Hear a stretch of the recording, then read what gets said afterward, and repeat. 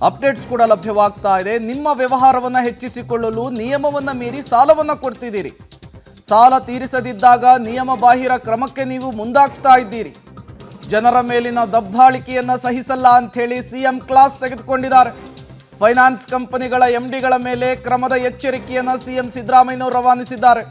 RBI ಅಧಿಕಾರಿಗಳಿಗೂ ತರಾಟೆ ತೆಗೆದುಕೊಂಡಿದ್ದಾರೆ CM DCM ಅನ್ನೋದು ಗೊತ್ತಾಗ್ತಾ ಇದೆ. ನಿಮ್ಮ ವ್ಯವಹಾರವನ್ನು ಹೆಚ್ಚಿಸಿಕೊಳ್ಳುವುದಕ್ಕೆ ಮನಸ್ಸಿಗೆ ಬಂದ ಹಾಗೆ ನೀವು ಸಾಲವನ್ನು ಕೊಟ್ಟು ಅವರು ಸಾಲವನ್ನು ಕಟ್ಟದೇ ಇದ್ದಂತಹ ಸಂದರ್ಭದಲ್ಲಿ, ಬಡ್ಡಿ ಕಟ್ಟದೇ ಇದ್ದಂತಹ ಸಂದರ್ಭದಲ್ಲಿ ಅವರ ಮೇಲೆ ಒತ್ತಾಯದ ಕ್ರಮಗಳನ್ನು ತೆಗೆದುಕೊಳ್ಳೋದು, ಆಸ್ತಿಗಳನ್ನು ಮುಟ್ಟುಗೋಲು ಹಾಕೊಳ್ಳೋದು, ಮನೆಗಳನ್ನು ಮುಟ್ಟುಗೋಲು ಹಾಕುವಂತಹ ಕೆಲಸವನ್ನು ಮಾಡ್ತಾ ಇದ್ದೀರಿ.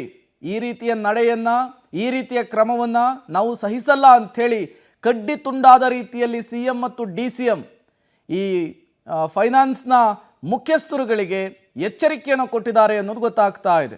ಚರ್ಚೆ ನಡೀತಾ ಇದೆ. ಯಾವ ರೀತಿಯ ಕ್ರಮಗಳನ್ನು ತೆಗೆದುಕೊಳ್ತಾರೆ ಅನ್ನೋದು ಈಗಿರುವಂತಹ ಕುತೂಹಲ. ಇನ್ನೇನು ಕೆಲವು ಕ್ಷಣಗಳಲ್ಲಿ ಅದಕ್ಕೆ ಉತ್ತರ ಕೂಡ ಸಿಗಲಿಕ್ಕಿದೆ.